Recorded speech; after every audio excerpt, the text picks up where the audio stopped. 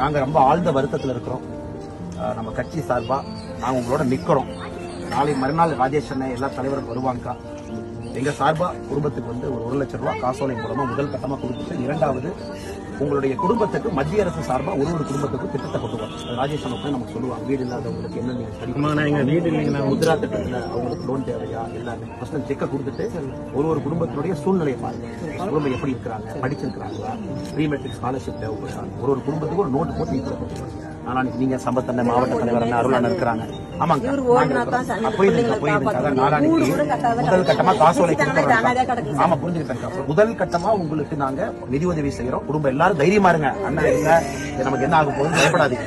அதுக்கப்புறம் நாங்க திட்டங்கள் கொண்டு வந்து பேசுறோம். தெரியலங்கம்மா, தைரியமா